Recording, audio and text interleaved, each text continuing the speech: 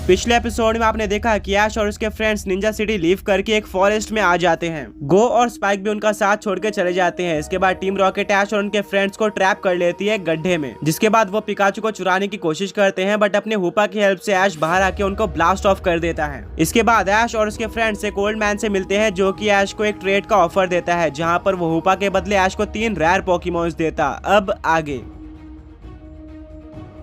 Starting में ऐश disagree कर रहा होता है, पर बाद में वो ओल्ड मैन बोलता है कि ये 3 काफी रेयर पोकेमॉन्स हैं जो कि हुपा से भी बढ़कर है। ऐश बोलता है फिर मैं इनको एक बार देखना चाहूंगा। ओल्ड मैन बोलता है ठीक है। वो तीनों पोकेबॉल से ऐश को दे देता है। सबसे पहले ऐश फर्स्ट पोकेबॉल को फेंकता है, जिसमें से निकलता है डार्कराय, एक मिथिकल और एक्सट्रीमली रेयर पोकेमॉन। इसको देखकर ऐश बहुत ज्यादा शॉक हो जाता है। मिस्टी बोलती है कि अगर फर्स्ट पोकेमॉन एक मिथिकल पोकेमॉन डार्कराय है तो बाकी 2 पोकेमॉन्स भी रेयर होंगे एंड डेफिनेटली ये तीनों मिलकर हुपा से ज्यादा रेयर होंगे, तो तुम्हें इसके बारे में एक बार सोचना चाहिए। ऐश सेकंड पोकेबॉल को फेंकता है एंड उसमें से निकलती है मैलोएटा, एक और मिथिकल पोकेमॉन। ये भी काफी रेयर थी। इसके बाद ऐश तीसरे पोकेबॉल को फेंकता है एंड सरप्राइजिंगली उसमें से निकलता है डियोक्सियस, थर्ड और लास्ट मिथिकल पोकेमॉन। इन तीनों ही पोकेमॉन्स को देखकर ऐश और उसके फ्रेंड्स काफी ज्यादा शॉक रह जाते हैं। अगर हुपा से कंपेयर किया जाए तो ये तीनों पोकेमॉन मिलाकर हुपा से कहीं ज्यादा रेयर थे। मिस्टी और सहीना बोलते हैं कि ऐश तुमको इस ट्रेड के बारे में एक बार सोचना चाहिए। तुम्हें एक मिथिकल पोकेमॉन के बदले 3 मिथिकल पोकेमॉन मिल रहे हैं, तो ये कोई बुरी ट्रेड नहीं है। ओल्ड मैन बोलता है कि ऐश तुम्हें इससे ज्यादा अच्छी ट्रेड कहीं पर भी देखने को नहीं मिलने वाली। हर जगह पे सिर्फ और सिर्फ एक पोकेमॉन के बदले एक ही पोकेमॉन ट्रेड किया जाता है, बट मैं तुम्हें 3 पोकेमॉन्स दे रहा हूँ तुम्हारे हुपा के बदले। एंड ऐसा भी नहीं है कि ये तीनों पोकेमॉन कम पावरफुल या फिर कम रेयर है। ये तीनों ही पोकेमॉन हुपा के इतने रेयर हैं और हुपा के कैटेगरी से भी बिलोंग करते हैं। साथ में मैंने इनको ट्रेनिंग भी दी है फॉरेस्ट में रहकर। तुम्हें पता होगा कि फॉरेस्ट में रहने वाले वाइल्ड पोकेमॉन्स कितने ज्यादा रेयर होते हैं एंड उनकी पावर लेवल कितनी ज्यादा होती है। तो अगर तुम कभी बैटल करते हो तो एक हुपा के मुकाबले ये तीनों ही पोकेमॉन तुम्हारे काफी ज्यादा काम आने वाले हैं। स्पेशली डार्कराय और डियोक्सियस, ये दोनों ही मेरे सबसे ज्यादा स्ट्रॉन्ग पोकेमॉन है और काफी टाइम से मेरे पास है,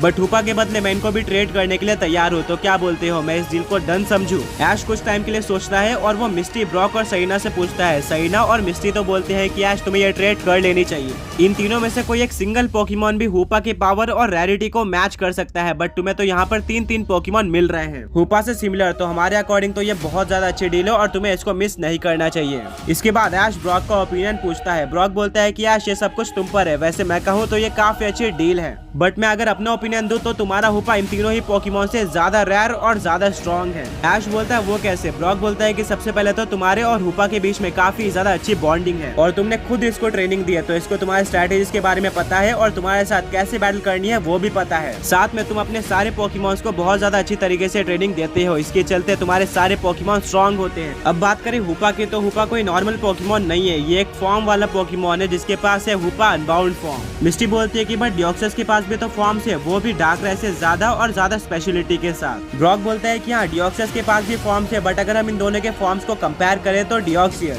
फॉर्म बदलने के बाद या तो अटैक फॉर्म में जाता है या तो डिफेंस फॉर्म में या फिर स्पीड फॉर्म में, जिससे उसकी अटैक, डिफेंस या फिर स्पीड बढ़ जाती है। बट हुपा अपने अनबाउंड फॉर्म में जा सकता है, जिसके बाद वो अपने रिंग का यूज करके किसी भी पोकेमॉन और कितने भी पोकेमॉन को समन कर सकता है, चाहे वो लेजेंडरी या फिर मिथिकल पोकेमॉन ही क्यों ना हो। फॉर एग्जाम्पल आर्सेस, रेक्वाजा और म्यूटू। एंड अगर ये 3 पोकेमॉन वर्ल्ड के सबसे ज्यादा स्ट्रॉन्ग पोकेमॉन एक साथ किसी पोकेमॉन से बैटल करना स्टार्ट कर दे तो वो पोकेमॉन कितना भी स्ट्रॉन्ग है, उसके जीतने का चांस बिल्कुल 0 है। वो कभी भी उनमें से किसी एक पोकेमॉन को भी डिफीट नहीं कर पाएगा। इसीलिए मेरे अकॉर्डिंग ऐश का हुपा सबसे ज्यादा स्ट्रॉन्ग है। ऐश बोलता है ब्रॉक तुमने बिल्कुल सही कहा, हुपा के पास काफी स्पेशल पावर्स है और उसकी बॉन्डिंग भी मेरे साथ काफी अच्छी है। मिस्टी और सहीना भी ब्रॉक के बात से पूरी तरह से एग्री करते हैं। ब्रॉक बोलता है कि ऐश अगर अभी भी तुम्हें डाउट है तो तुम अपने हुपा और इन तीनों पोकेमॉन्स की बैटल करा के देख सकते हो। ऐश बोलता है नहीं, मुझे अपने हुपा पर पूरा भरोसा है, मैं तो सिर्फ तुम्हारे ओपिनियन देख रहा था, मैं अपने हुपा को कभी भी ट्रेड नहीं करने वाला, ये मेरा एक काफी ज्यादा मेन मेंबर है टीम का। ब्रॉक बोलता है एग्जैक्टली, मैं तुम्हें यही समझाने की कोशिश कर रहा था, तुम्हारा हुपा काफी स्ट्रॉन्ग और यूनिक है। ओल्ड मैन बोलता है क्या इसका मतलब यह है कि तुम अपने हुपा के बदले मेरे इन 3 पोकेमॉन्स को ट्रेड नहीं करने वाले? ऐश बोलता है नहीं, मैं अपने हुपा को ट्रेड नहीं कर सकता, मैं और हुपा काफी टाइम से साथ है और हम दोनों के बीच में कनेक्शन बन चुका है। ओल्ड मैन डिसअपॉइंटेड हो जाता है और वो बोलता है कि क्या इसके बदले तुम्हारे पास कोई और पोकेमॉन है ट्रेड करने के लिए? ऐश बोलता है हाँ मेरे पास कुछ पोकेमॉन्स तो है, बट तुम्हारे पास ऑलरेडी इतने ज्यादा स्ट्रॉन्ग पोकेमॉन है, तो तुम उनको ट्रेड क्यों करना चाहते हो? इसके बाद ओल्ड मैन डर जाता है और वो इन क्वेश्चंस को अवॉइड करता है। इसके बाद वो जल्दी से पोकेबॉल के अंदर अपने तीनों ही मिथिकल पोकेमॉन को वापस ले लेता है।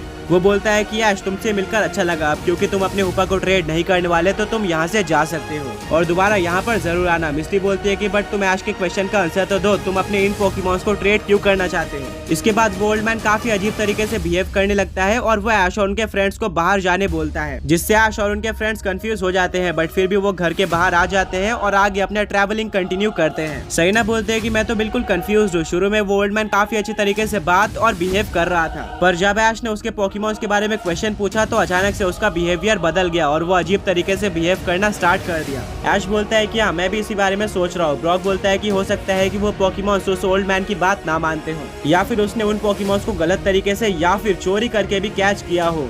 ऐश बोलता है क्या चोरी करके? ब्रॉक बोलता है कि हाँ ये पॉसिबल है, टीम रॉकेट जैसे लोग इन पोकेमॉन्स को चोरी कर लेते हैं एंड फिर कुछ डिवाइसेस का यूज करके उनको कंट्रोल करते हैं, तो हो सकता है कि ये ओल्ड मैन भी उसी तरह का हो एंड इसीलिए वो ओल्ड मैन अपने पोकेमॉन को देने के लिए तैयार हो गया था तुम्हारे हुपा अनबाउंड के बदले। बट फिर भी हम बिना किसी प्रूफ या फिर एविडेंस के किसी के ऊपर एलिगेशन नहीं लगा सकते हैं। हो सकता है कि वो ओल्ड मैन बिल्कुल जेन्युइन हो और उसने सही तरीके से उन पोकेमॉन्स का कैच किया हो। ऐश बोलता है कि हाँ ये भी सही है। मिस्टी बोलती है कि मेरे अकॉर्डिंग हमें वापस से ओल्ड मैन के घर पे जाना चाहिए और छुपकर चेक करना चाहिए कि वो ओल्ड मैन अपने पोकेमॉन्स के साथ किस तरह से बिहेव करता है। ऐश बोलता है कि हाँ ये सही आइडिया है। सभी लोग इस बात से एग्री करके ओल्ड मैन के घर के पास वापस चले जाते हैं और छुपकर नोटिस करना स्टार्ट करते हैं। कुछ घंटे नोटिस करने के बाद उनको पता चलता है कि वो ओल्ड मैन तो अपने पोकेमॉन्स को बाहर ही नहीं निकाल रहा था, उसके पास बस एक मचैम था जो कि बाहर आकर उसकी हेल्प करता था, जबकि उसके पास पोकेबॉल्स में इतने स्ट्रॉन्ग पोकेमॉन्स थे, बट फिर भी वो मचैम का यूज कर रहा था। ये बात ऐश और उनके फ्रेंड्स को कंफ्यूजिंग लगती है, बट वो और भी नोटिस करते हैं। बट फाइनली उनको यही देखने को मिलता है कि वो ओल्ड मैन अपने उन 3 पोकेमॉन्स का यूज ही नहीं कर रहा था, जिनसे ऐश और उनके फ्रेंड्स को कंफर्म हो जाता है कि उन 3 पोकेमॉन्स के साथ कुछ न कुछ गड़बड़ है। इसके बाद ऐश और उसके फ्रेंड्स प्लान बनाते हैं कि जब ओल्ड मैन घर से बाहर जाएगा तब हम लोग अंदर जाकर उन तीनों पोकेमॉन्स को लेकर आ जाएंगे